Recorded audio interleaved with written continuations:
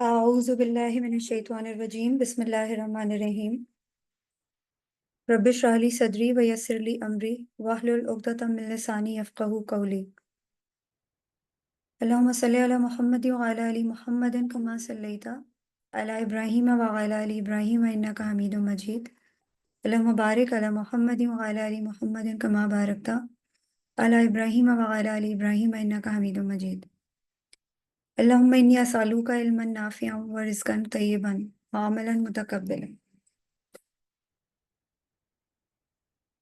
اللهم أرنا الحق حقا وارزقنا اتباعه وأرنا الباطل باطلا وارزقنا اجتنابه السلام علیکم ورحمۃ اللہ وبرکاتہ۔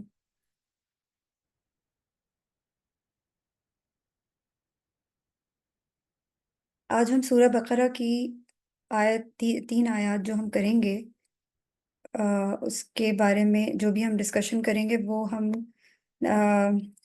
آیت نمبر 99، 100 اور 101، یہ تین آیات ہیں جن کے بارے میں ہم آج ڈسکشن کریں گے۔ بسم اللہ الرحمن الرحیم وَلَقَدْ أَنزَلْنَا إِلَيْكَ آیَاتٍ بَيِّنَاتٍ وَمَا يَكْفُرُ بِهَا إِلَّا الْفَاسِقُونَ، اور اے نبی ہم نے آپ صلی اللہ علیہ وآلہ وسلم کی طرف نازل کر دی ہیں روشن آیات، اور انکار نہیں کرتے ان کا مگر وہی جو سرکش ہیں۔ بیسکلی اس آیت کے اندر اللہ تعالیٰ نو ڈاؤٹ اباؤٹ اٹ کہ کس کے ساتھ مخاطب ہیں، بنی اسرائیل کے ساتھ۔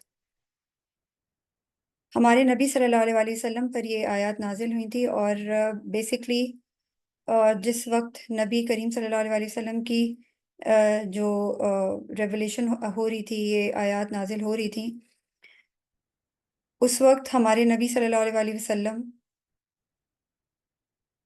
جو بھی سچویشن فیس کر رہے تھے اس کے اکارڈنگ اللہ تعالیٰ ان کو احکامات دے رہے تھے اور ان کو بتا رہے تھے چیزوں کے بارے میں۔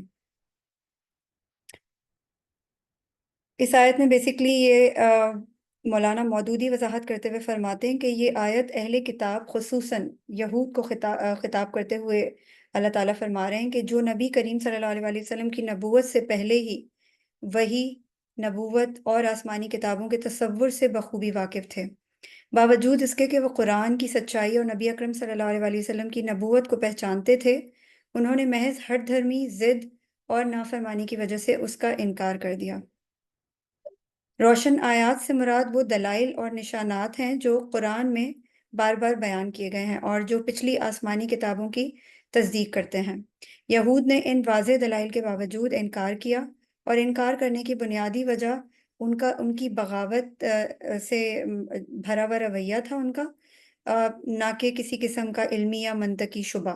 ان کو کوئی ڈاؤٹ نہیں تھا کسی چیز کے اوپر، بس وہ اپنے ایک دل میں ان کے حسد تھا، تکبر تھا، دنیاوی مفادات وہ دل میں رکھتے تھے، اور اس لیے اسی وجہ سے جو ہے وہ حق کو جانتے ہوئے بھی انکاری تھے۔ اور بیسکلی جیسے ہم اپنے علماء کے اوپر ٹرسٹ کرتے ہیں، اسی طرح یہود قوم بھی اپنے علماء کے اوپر ہی ٹرسٹ کرتی تھی، اور ان کو علم تھا بخوبی اپنی پریویس جو بھی ان کی بکس تھیں ان کے اندر ہمارے نبی صلی اللہ علیہ وسلم کی بعثت کے بارے میں کلیریفائی ہوا ہوا تھا، اس کے باوجود انہوں نے ان چیزوں سے انکار کیا۔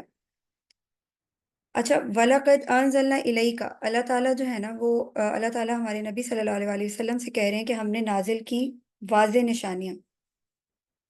الیکا کا مطلب کہ باقاعدہ اللہ تعالیٰ پوائنٹ آؤٹ کر کے فرما رہے ہیں کہ ہم نے آپ پر واضح نشانیاں نازل کی، اتاری۔ بینات کا مطلب نشانیاں واضح کلیئر بھی ہوتا ہے، اور میراکلز بھی ہوتا ہے، معجزات بھی ہوتے ہیں۔ اللہ تعالیٰ کی نشانیاں، اللہ تعالیٰ کے معجزات، اللہ تعالیٰ کے احکامات، یہ سب چیزیں جو ہے نا اس چیز کے اندر آتی ہیں۔ تو بیسکلی اللہ تعالیٰ ہمارے نبی صلی اللہ علیہ وسلم کو پوائنٹ آؤٹ کرتے ہوئے اس لیے فوکس اس لیے اس چیز کے اوپر اتنا ہے کہ جب ہم دعویٰ کے لیے بیسکلی ہم اس آیت سے ہم جب دعویٰ کرنے نکلتے ہیں تو ہم اس چیز کو بھی ایک ایسا گائیڈنس لے سکتے ہیں کہ دعویٰ کرنے کے لیے سب سے پہلے اس انسان کی کریڈیبلٹی کا ہونا بہت ضروری ہے۔ یعنی مثال کے طور پہ قرآن پاک جو ہے وہ ایسے بھی اتر سکتا تھا، اس کو جو ہے وہ ایسے بھی اللہ تعالیٰ اتار سکتے تھے، اور پھر وہ کہیں جس جگہ پہ اتارتے وہ وہاں جا کے کہتے کہ ہر کوئی پڑھ لے خود ہی، لیکن ایسا نہیں ہے، کیونکہ دعویٰ is not just like that. اور اللہ تعالیٰ نے بیسکلی جس پرپس کے لیے دنیا میں قرآن اتارا ہے، جس پرپس کے لیے اللہ تعالیٰ نے اپنے میسنجرز کو اور اپنے میسیجز کو بھیجا ہے، وہ مقصد ہی کچھ اور تھا. اس کے لیے اگر کوئی انسان اللہ کا میسج پہنچانے جا رہا ہے تو اس کی اپنی خود کی کریڈیبلٹی کیا ہونی چاہیے. تو یہ اس سے ریلیٹڈ جو ہے نا یہ چیزیں اس میں بیان ہو رہی ہیں. اور حضرت عائشہ رضی اللہ تعالیٰ عنہا سے ایک حدیث روایت ہے. ایک سیکنڈ. حضرت سعد بن حشام بن عامر نے حضرت عائشہ رضی اللہ تعالیٰ عنہ سے پوچھا، یا ام المومنین، نبی اکرم صلی اللہ علیہ وآلہ وسلم کے اخلاق کیسے تھے؟ حضرت عائشہ رضی اللہ تعالیٰ عنہ نے فرمایا، کانا خلقہ القرآن، آپ صلی اللہ علیہ وآلہ وسلم کے اخلاق قرآن تھے. یہ صحیح مسلم کی حدیث ہے. اس حدیث کا مطلب بیسکلی یہ ہے کہ نبی اکرم صلی اللہ علیہ وآلہ وسلم کی ذات قرآن کی عملی تفسیر تھی. جو کچھ قرآن میں اخلاق، عدل، صبر، عفو، نرمی، صداقت، امانت اور دیگر اعلیٰ صفات بیان کی گئی ہیں، وہ سب نبی اکرم صلی اللہ علیہ وسلم کی زندگی میں موجود تھی. آپ صلی اللہ علیہ وسلم کا ہر عمل اور قول قرآن کے مطابق تھا. اگر کوئی یہ جاننا چاہے کہ قرآن کے اخلاقی اصولوں کو عملی طور پر کیسے اپنایا جائے تو اسے نبی اکرم صلی اللہ علیہ وسلم کی سیرہ کا مطالعہ کرنا چاہیے. ہم سب کو سیرہ سے بہت سی چیزیں سیکھنے کو ملتی ہیں. اور بیسکلی یہ حدیث نبی کریم صلی اللہ علیہ وسلم کے عظیم اخلاق اور ان کے کردار کی گواہی بھی دے رہی ہے، جو قیامت کے تک تمام انسانوں کے لیے کامل نمونہ یا ہمارے لیے اسوہ حسنہ ہے. تو بیسکلی ہمارے نبی صلی اللہ علیہ وآلہ وسلم کا اخلاق، ان کا کردار اتنا اعلیٰ پائے کا تھا کہ دشمن بھی ان پہ آنکھیں بند کر کے بھروسہ کرنے والے تھے. یعنی ان سب کو بھروسہ تو تھا ہمارے نبی صلی اللہ علیہ وسلم، مگر حق کو جانتے ہوئے بھی حق سے انکاری تھے. ایک چھوٹا سا واقعہ میں آپ کو پیش کروں گی. سب سے پہلے میں آپ کو یہ بتاؤں کہ ہمارے نبی صلی اللہ علیہ وسلم کی اعلیٰ کردار کی سب سے بہترین مثال یہ ہے کہ جس وقت مسلمان پرزیکیوشن میں تھے، مسلمانوں پہ ظلم ہو رہے تھے، اور یاسر عمار بن یاسر رضی اللہ تعالیٰ عنہ کی فیملی انڈر ٹارچر تھی. they were being tortured by Abu Jahl and other دوسرے جو قریش کے سردار تھے. تو ہمارے نبی صلی اللہ علیہ وسلم نے کھڑے ہو کے پروٹیسٹ نہیں کیا، بلکہ انہوں نے ان کو پیشنس رہنے کا حکم دیا، ان کو صبر اور تحمل سے کا مظاہرہ کرنے کا حکم دیا کہ reward should be in paradise, reward آپ کا پیراڈائز میں آپ کو ملے گا. اور اسی زمانے میں، اسی دور میں، اسی ٹائم پر ایک واقعہ پیش آیا کہ مکہ میں ایک شخص جس کا نام مختلف روایت میں مختلف طریقے سے ذکر ہوتا ہے. بیسکلی وہ شخص اس کا نام بیسکلی کہا جاتا ہے کہ اراش نامی شخص تھا. کنفرم نہیں ہے، کہیں اراش نامی ہے، کسی کو کوئی مطلب کوئی کنفرمیشن نہیں ہے. مکہ مکرمہ میں وہ شخص مشرکین تھا، وہ مشرک تھا. اونٹ فروخت کرنے آیا. ابو جہل نے اس سے اونٹ خریدے لیکن قیمت ادا نہ کر سکا، اس نے انکار کر دیا. مایوس ہو کر وہ شخص اراشی قریش کی مجلس میں مدد کی درخواست لے کر گیا. قریش کے سرداروں نے نبی اکرم صلی اللہ علیہ وسلم سے ابو جہل کی دشمنی کو جاننے کے باوجود اراشی کو آپ صلی اللہ علیہ وسلم کے پاس جانے کا مشورہ دیا تاکہ اس صورتحال کا مذاق اڑایا جا سکے. اراشی نبی اکرم صلی اللہ علیہ وسلم کے پاس پہنچا اور اپنی مشکل بیان کی. آپ صلی اللہ علیہ وسلم فوراً اس کے ساتھ ابو جہل کے گھر تشریف لے گئے اور دروازہ کھٹکھٹایا. ابو جہل باہر آیا اور آپ صلی اللہ علیہ وسلم کو دیکھ کر خوفزدہ ہو گیا. نبی اکرم صلی اللہ علیہ وسلم نے اس سے فرمایا کہ اراشی کا حق ادا کرو، اس کے پیسے واپس کرو. ابو جہل فوراً اندر گیا، بغیر کچھ کہے بغیر رقم لا کر اس نے اراشی کو دے دی.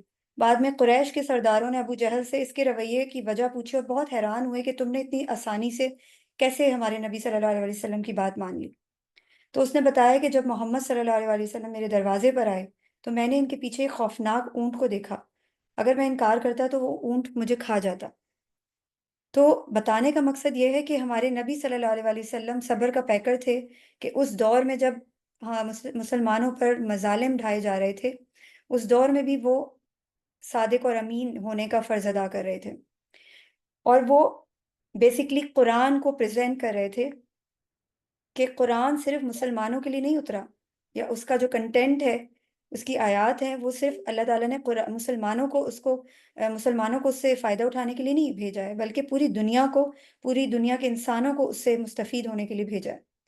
جسٹس کیا ہے، انجسٹس کیا ہے، یعنی مثال کے طور پر اس دور میں جو زندہ بچیوں کو دفنایا جاتا تھا، وہ ان کے لیے بھی تھا، چاہے وہ مشرکین کے گھر میں پیدا ہوں یا وہ مسلمانوں کے گھر میں۔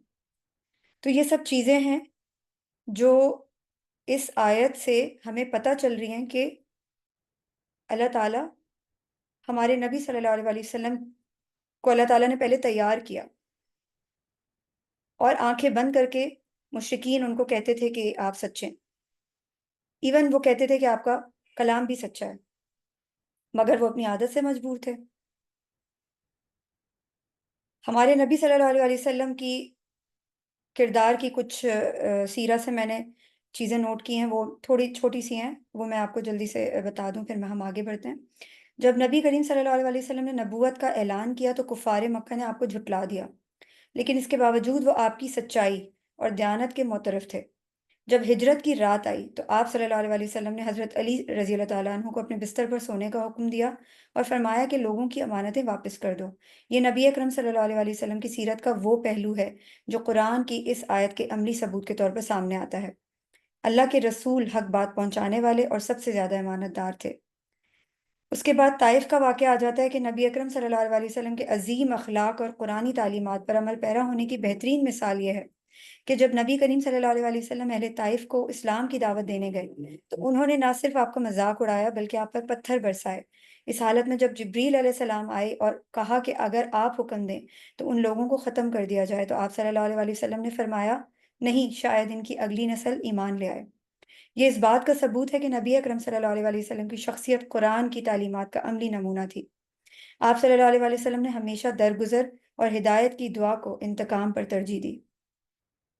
اسی طرح جب نبی اکرم صلی اللہ علیہ وسلم مکہ فتح کر کے مکے میں داخل ہوئے تو آپ کے سامنے وہ لوگ کھڑے تھے جنہوں نے آپ کو تکلیفیں دی، ظلم کیے، آپ کے صحابہ کو شہید کیا۔ اس موقع پر اگر آپ چاہتے تو بدلہ لے سکتے تھے، لیکن آپ نے قرآن کی تعلیمات پر عمل کرتے ہوئے ان سب کو معاف کر دیا اور فرمایا آج تم پر کوئی گرفت نہیں، جاؤ تم سب آزاد ہو۔ یہ واقعہ واضح کرتا ہے کہ نبی اکرم صلی اللہ علیہ وسلم کے اخلاق کس قدر بلند تھے اور آپ کا کردار قرآن کا عملی مظہر تھا۔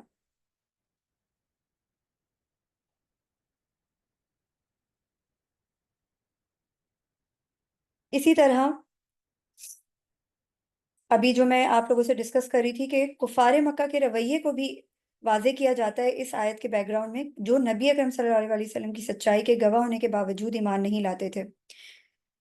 ابو جہل جو کہ نبی اکرم صلی اللہ علیہ وسلم کا شدید ترین دشمن تھا، ایک دن رات کو چھپ کر قرآن سننے آیا۔ اس طرح ابو سفیان اور اخنس بن شریق بھی مختلف راتوں میں قرآن سننے آتے تھے۔ ایک دن انہوں نے آپس میں بات کی۔ اخنس بن شریق نے ابو جہل سے پوچھا، تمہاری کیا رائے ہے، کیا محمد صلی اللہ علیہ وسلم سچے ہیں؟ ابو جہل نے کہا، واللہ محمد صلی اللہ علیہ وسلم بالکل سچے ہیں، ہم نے ان کو کبھی جھوٹ بولتے نہیں دیکھا اور ان کا کلام سچائی پر مبنی ہے، لیکن اگر ہم ان کی نبوت کو مان لیں تو بنی ہاشم کی برتری تسلیم کرنی پڑے گی، اور ہم ایسا نہیں کر سکتے۔ یہی وہ رویہ تھا جس کے بارے میں اللہ تعالیٰ نے فرمایا کہ واضح نشانیوں کے باوجود صرف فاسق ہی انکار کرتے ہیں۔ تو بیسکلی یہ فاسق تھے اور اسی وجہ سے انہوں نے حق کو جانتے ہوئے انکاری رہے، اور ان کی بد نصیبی بھی تھی کہ اللہ نے ان کو سننا اور دیکھنا ان کی آنکھوں کو بند کر دیا تھا، اس وجہ سے ان کو حق سمجھ نہیں آ رہا تھا۔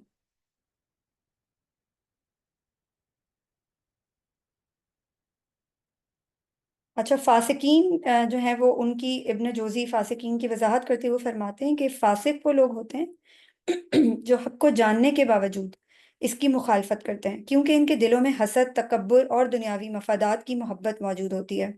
اس انکار کی وجہ لا علمی نہیں ہے بلکہ جان بوجھ کر کی جانے والی سرکشی ہے۔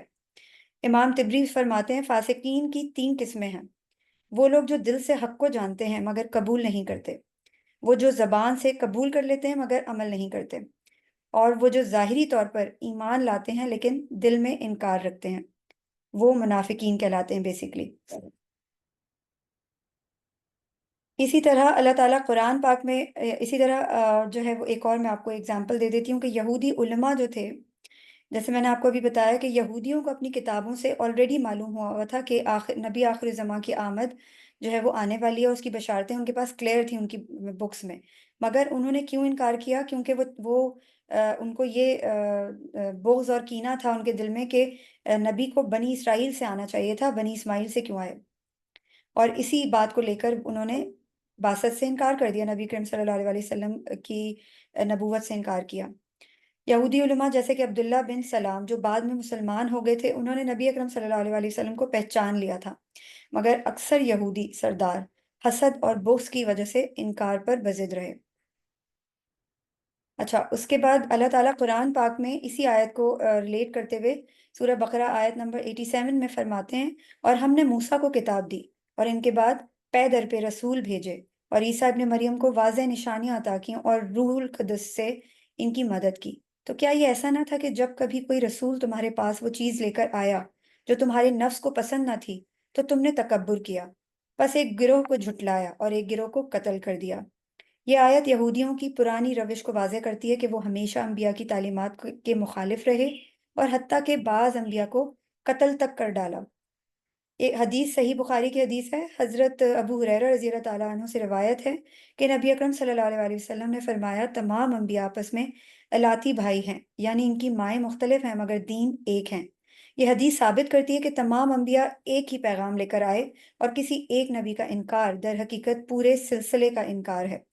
سورہ مائدہ کی آیت نمبر 13 میں اللہ تعالیٰ فرماتے ہیں، پھر ان کے عہد توڑ دینے کی وجہ سے ہم نے ان پر لعنت کی اور ان کے دلوں کو سخت بنا دیا، وہ اللہ کے کلمات کو ان کی اصل جگہ سے بدل دیتے ہیں، اور جس نصیحت کے ساتھ انہیں یاد دہانی کی گئی تھی اس کا ایک بڑا حصہ بھول چکے ہیں، اور ان میں سے تھوڑے ہی لوگ ہیں جو عہد شکنی کے علاوہ دوسرے کسی گناہ میں ملوث نہیں۔ بس اے نبی ان کو معاف کرو اور درگزر کرو، بے شک اللہ نیکوکاروں کو پسند کرتا ہے۔ یہ آیت اس بات کو مزید واضح کرتی ہے کہ اہل کتاب نے عہد شکنی، تحریف اور ہٹ دھرمی کی روش اپنائی، جس کی وجہ سے اللہ تعالیٰ نے ان کے دل سخت کر دیے۔ تو بیسیکلی پچھلی جو آپ کو یاد ہوگا ہم نے جو آیات پڑھی تھیں، یہ ان کو بھی ریلیٹ کرتی ہے۔ اگر ہم اس کو غور سے اس پہ تفکر کریں تو پچھلی آیات میں ہم نے یہ ڈسکس کیا تھا کہ حضرت جبریل علیہ السلام سے ان کو بغض تھا، اس وجہ سے یہ انکاری تھے کہ یہ جو ہے ہمارے دشمن ہیں، اور انہوں نے پھر ہمیں حضرت جبریل علیہ السلام کو دشمن قرار دے دیا تھا، اور یہ اسی سلسلے کی کڑیاں ہیں جو آیات آگے چل رہی ہیں۔ اور اس کے بعد ہم آ جاتے ہیں نیکسٹ آیت پہ۔ ہماری نیکسٹ آیت ہے، اس آیت میں I hope every thing is clear to you. اگر کوئی کوشچن ہو تو پھر ہم لاسٹ میں انشاءاللہ ڈسکس کریں گے اس کو۔ ایک سیکنڈ۔ آیت نمبر 100 ہے، 100۔ أَوَكُلَّمَا عَاهَدُوا عَهْدًا نَبَذَهُ فَرِيقٌ مِّنْهُمْ بَلْ أَكْثَرُهُمْ لَا يُؤْمِنُونَ۔ تو کیا ہمیشہ ایسا ہی نہیں ہوتا رہا ہے کہ جب کبھی بھی انہوں نے کوئی عہد کیا، ان میں سے ایک گروہ نے اسے اٹھا کر پھینک دیا، بلکہ ان میں سے اکثر ایسے ہیں جو یقین نہیں رکھتے۔ یعنی اللہ تعالیٰ اس آیت میں فرما رہے ہیں، بیسکلی یہ پچھلی آیت کی ہی ایک کڑی ہے کہ جو یہودی ہیں، یا یہ مطلب یہ ہر انسان کے لیے اس آیت کے اندر ہر انسان کے لیے لیسن ہے۔ ہم یہ نہیں کہہ سکتے کہ یہ اللہ تعالیٰ نے بنی اسرائیل کے لیے اتاری تھی تو یہ انہی کے لیے ہے، ہمارے لیے نہیں ہے، یہ ہمارے لیے بھی ہے۔ تو بیسکلی اللہ تعالیٰ یہ فرما رہے ہیں کہ وہ لوگ جن کو سب معلوم ہے، ٹھیک ہے، لیکن اس کے باوجود انہوں نے عہد کیا، اپنے نبیوں کے ساتھ عہد کیا اور عہد کو توڑ دیا۔ بیسکلی کیا ہے؟ وہ یقین ہی نہیں رکھتے، ایمان سے خالی ہیں، ان کے اندر ایمان ہی نہیں ہے۔ یعنی ان میں سے ایک گروہ نے اسے پھینک دیا اور اکثر ان میں سے ایمان نہیں رکھتے۔ تو بیسکلی ڈفرینٹ تفاسیر میں ڈفرینٹ چیزیں آئی ہوئی ہیں۔ اس آیت میں بیسکلی بنی اسرائیل کی اس عادت کی نشاندہی کی جا رہی ہے کہ جب بھی انہوں نے اللہ سے کوئی عہد کیا، ان میں سے ایک گروہ نے اسے توڑ دیا۔ یہ روش ان کی تاریخ میں بار بار دہرائی گئی۔ اللہ تعالیٰ یہاں ان کے اس رویے کی مذمت کرتے ہوئے فرماتے ہیں کہ ان میں سے اکثر لوگ ایمان نہیں رکھتے، یعنی ان کی عہد شکنی کے پیچھے ان کا ایمان جو ہے نا اس کی کمی ہے، اور اللہ کے احکام کی پرواہ نہ کرنا ہے۔ یعنی وہ نافرمان ہو چکے ہیں۔ آہدو آہدن سے مراد وہ عہد ہے جو بنی اسرائیل نے اللہ سے کیا تھا کہ وہ اس کے احکام کی پیروی کریں گے اور اس کے نبیوں کی تصدیق کریں گے، لیکن جب بھی ان کے پاس کوئی نبی آیا یا کوئی حکم نازل ہوا، ان میں سے ایک گروہ نے اس عہد کو توڑا۔ نبذہ فریق منہم کا مطلب ہے کہ انہوں نے اس عہد کو پس پش ڈال دیا اور اس کی پرواہ نہ کی یا اس کو پھینک دیا۔ اللہ تعالیٰ فرماتے ہیں کہ ان میں سے اکثر لوگ ایمان نہیں رکھتے، یعنی ان کی عہد شکنی ان کے کفر کی علامت ہے۔ تو بیسکلی کیا ہے کہ انہوں نے عہد کی خلاف ورزی کی، عہد کر کے اسے توڑا اور اسے پھینک دیا۔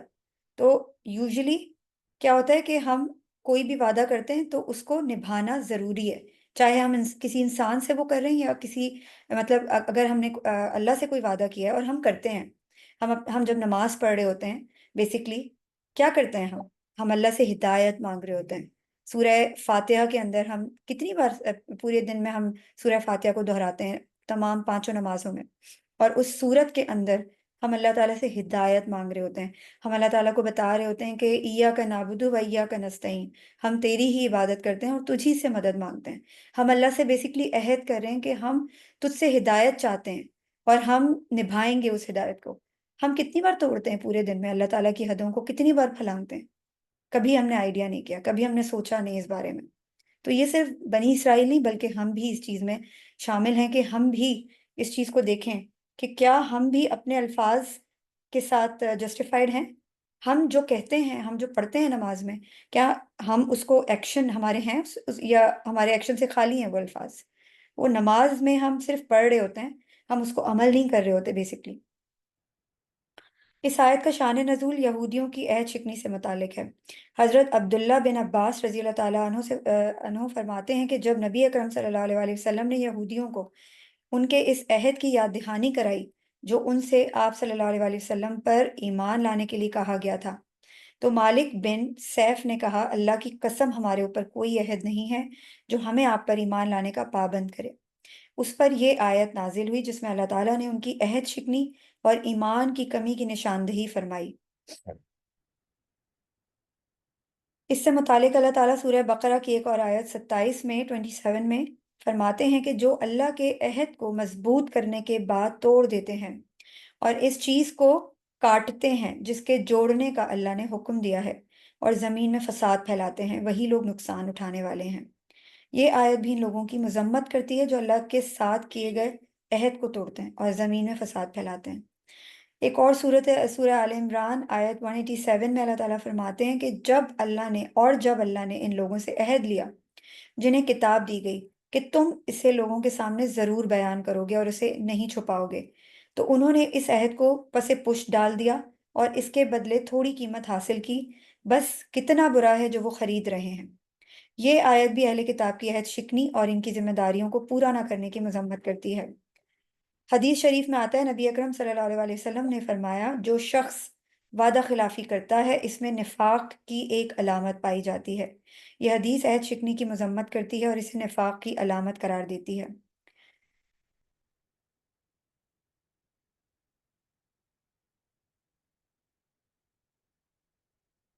اچھا، بیسکلی یہ آیت جو ہے اس میں میں نے کئی دفعہ ابھی ڈسکس کیا ہے کہ اس میں بار بار بار بار یہودیوں کی عہد شکنی کے بارے میں اللہ تعالیٰ فرما رہے ہیں۔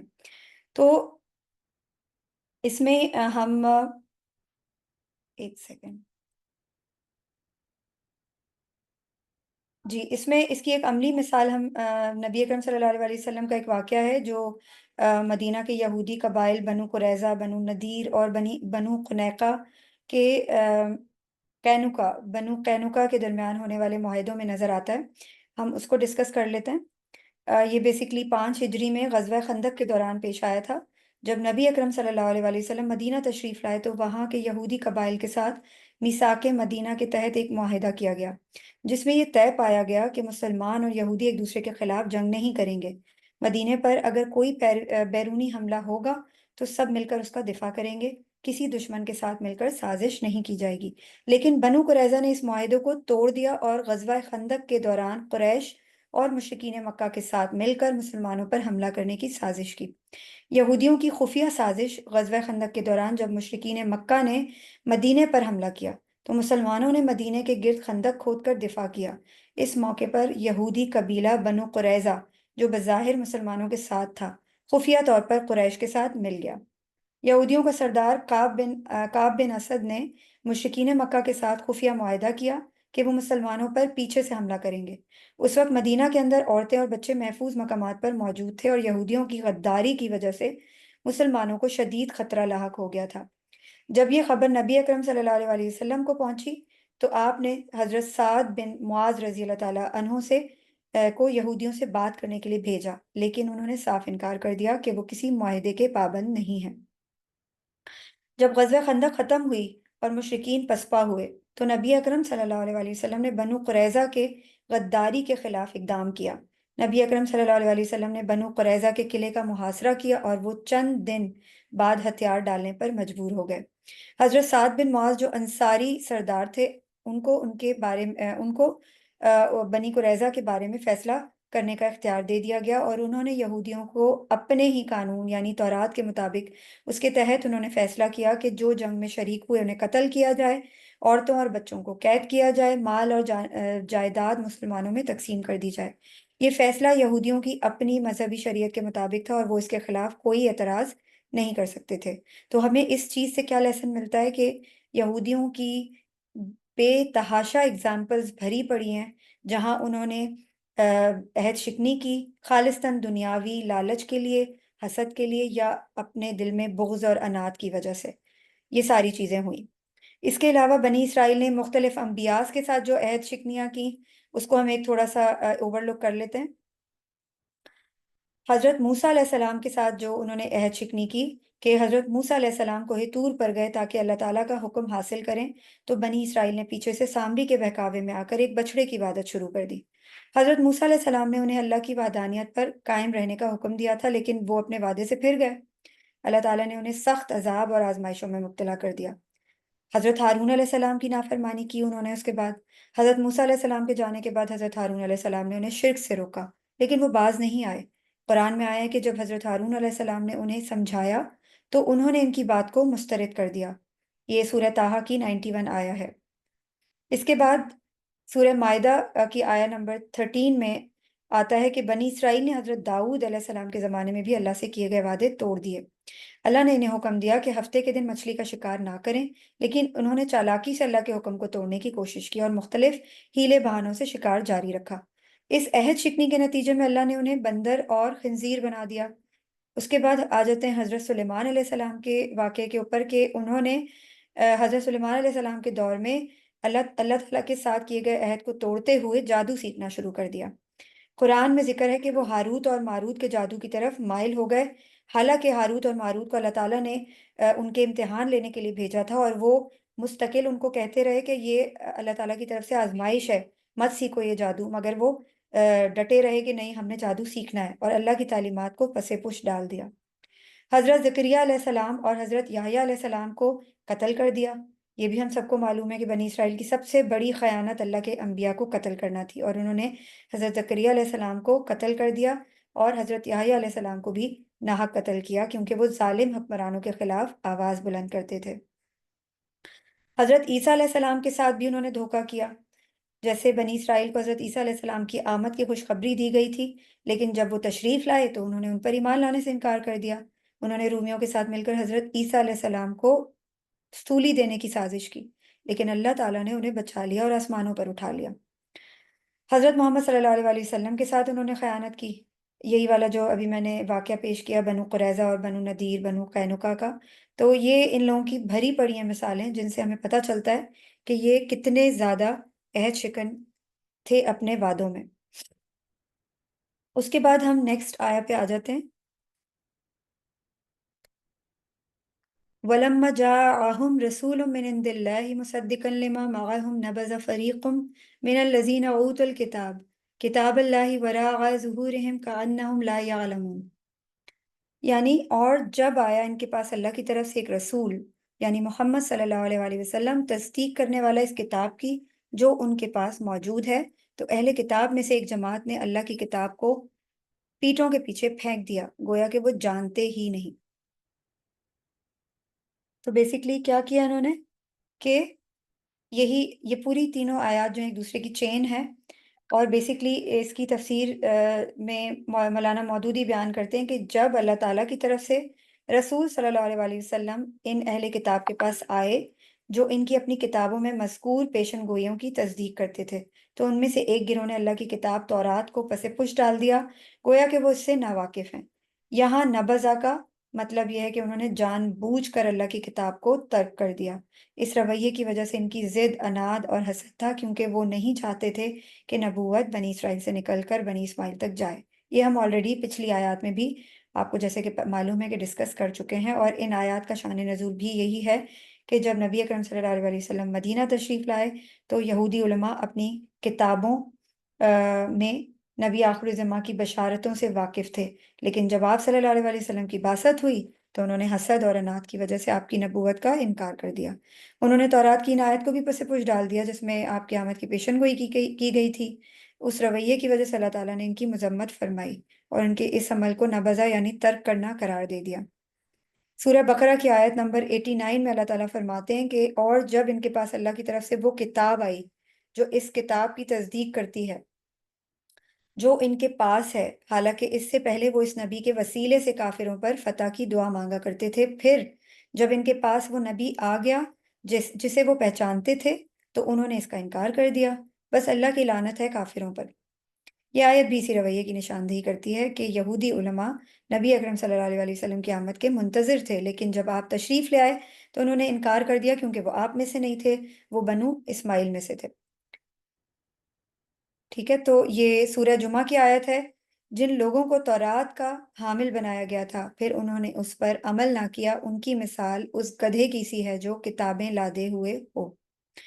تو بیسیکلی یہ سب آیات جو ہے نا یہ پچھلی ہماری آیات کے ساتھ کنیکٹڈ ہیں جو ہم نے لاسٹ ٹائم سیشن کیا تھا۔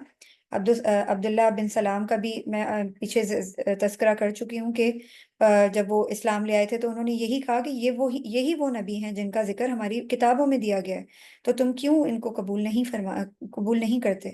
تو یہ سب چیزیں ہیں، اور بیسیکلی اللہ تعالیٰ قرآن پاک میں فرماتے بھی ہیں کہ سورہ بقرہ کے اندر ہی کہ تم بنی اسرائیل کو فخر ہے اس بات پر کہ ہم بنی اسرائیل ہیں۔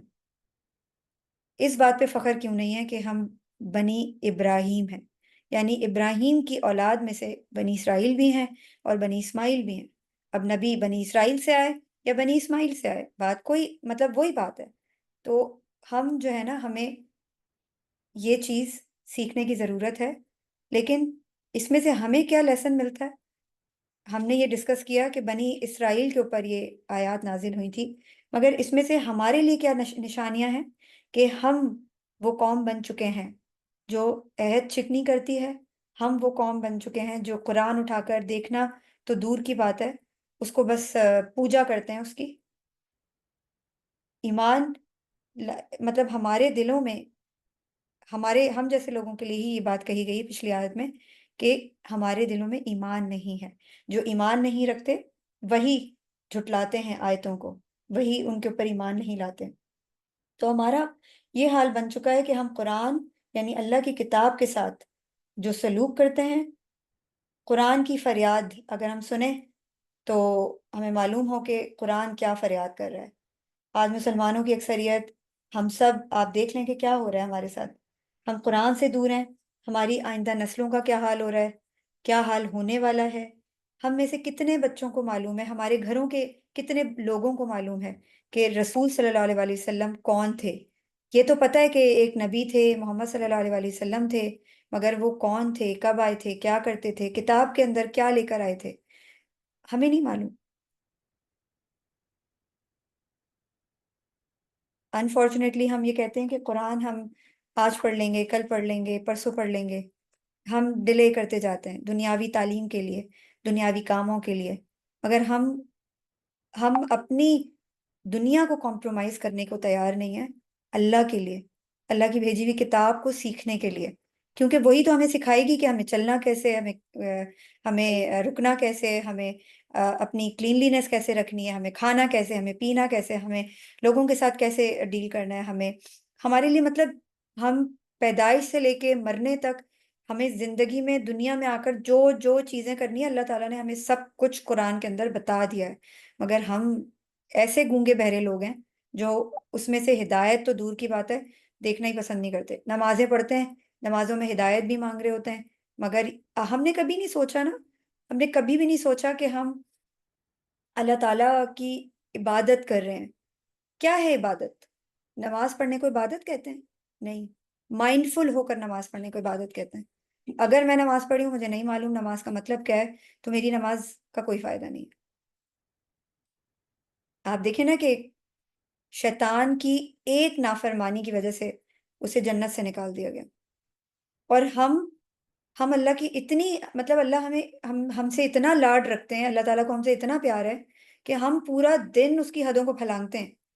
دن میں 10 دفعہ اعوذ باللہ من الشیطان الرجیم، بسم اللہ الرحمن الرحیم، الحمد للہ رب العالمین، الرحمن الرحیم، مالک یوم الدین، ایاک نعبد و ایاک نستعین، اہدنا الصراط المستقیم صراط الذین انعمت علیہم غیر المغضوب علیہم ولا الضالین۔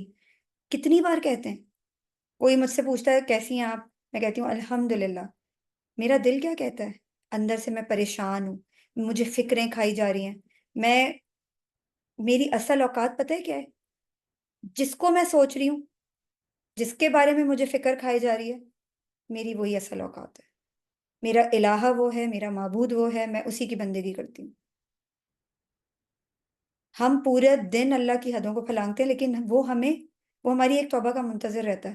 ہمارے جو دو فرشتے ہیں، نیکی لکھنے میں جلدی کرتے ہیں، گناہ لکھنے میں انتظار کرتے ہیں کہ شاید اللہ تعالیٰ کہتے ہیں میرا بندہ واپس لوٹ آئے، واپس پلٹ جائے، توبہ کر لے۔ حالانکہ ہم سب کو پتہ ہے کہ شیطان کے پاس کتنا علم تھا، کتنا ایجوکیٹڈ تھا۔ ہم اس پہ بھی فخر نہیں کر سکتے کہ ہم تو بڑے عالم فاضل ہیں، ہم تو اتنے ایجوکیٹڈ ہیں، اللہ تعالیٰ ہمیں علم کے ذریعے ہی لے جائیں گے۔ نہیں، اللہ تعالیٰ نے ایک بیلنس دین ہمیں دیا ہے۔ یہ جو لاسٹ سیشن میں ہم ڈسکس کر رہے تھے نا کہ ہم درمیانی قوم ہیں۔ درمیانی قوم کون ہوتی ہے؟ یعنی اللہ تعالیٰ نے ہمیں درمیانی قوم اس لیے کہا ہے کہ یہودی اور نصارہ کے بیچ کی قوم ہے ہم، اور ہم ایسی قوم ہیں جس نے بیلنس کر کے دین کو چلنا ہے۔ یعنی ایک قوم جو ہے وہ صرف عمل پہ بلیو کرتی ہے، صرف عمل پہ۔ ایک قوم ہے جو اسپرچویلٹی پہ بلیو کرتی ہے۔ لیکن اللہ تعالیٰ نے ہمیں کیا کہا ہے؟ اللہ تعالیٰ نے ہمیں بیچ کی قوم اس لیے کہا ہے کہ ہم جو دین ہے ہمارا، اس کو ہم بیلنس کر کے چلیں گے۔ ہم عمل اور ذکر، عمل اور اپنا جو دین اور دنیا دونوں کو ایکول کر کے لے کر چلیں گے۔ روزوں میں جب ہم روزے رکھتے ہیں تو اللہ تعالیٰ یہ تو نہیں کہتے صرف کہ روزہ توڑ دو۔ اللہ تعالیٰ کہتے ہیں کہ صبح ہونے تک کھاؤ پیو، کھاؤ پیو جتنا مرضی کھانا پینا ہے۔ اللہ تعالیٰ نے اپنی باڈی کو بھی اتنا ہی اس کے حقوق رکھے ہیں، آپ کی باڈی کے بھی اتنے ہی حقوق ہیں، آپ کے مائنڈ کے بھی اتنے ہی حقوق ہیں، اسپرچولی آپ کو اتنا ہی ویل اکوپڈ ہونا چاہیے جتنا آپ فزیکلی ہیں، فزیکلی آپ کو اتنا ہی ویل اکوپڈ ہونا چاہیے جتنا آپ مینٹلی ہیں۔ ہم دیکھتے ہیں نا کہ پیرنٹس جو ہیں وہ اپنی، اسپیشلی مدرز، اپنا خیال نہیں رکھتی، اپنا خیال رکھنا چھوڑ دیتی ہیں، اپنی مینٹل ہیلتھ کا خیال نہیں رکھتی۔ تو اللہ تعالیٰ نے ایک بیلنس دین دیا، اللہ تعالیٰ نے خود پر ظلم کرنے کا حکم نہیں دیا۔ میں کل ایک حدیث سن رہی تھی، میں نے اس کی اوتھینٹسٹی بھی میں چیک کر رہی تھی، کیونکہ یہ میں نے فرسٹ ٹائم سنی ہے حدیث کہ اللہ تعالیٰ نے ہمارے لیے کوئی بھی کام مشکل نہیں رکھا، ہم نے اپنے لیے مشکلات کریٹ کر لی ہیں۔ وہ حدیث کچھ یوں تھی کہ ہمارے نبی صلی اللہ علیہ وسلم نے ایک بار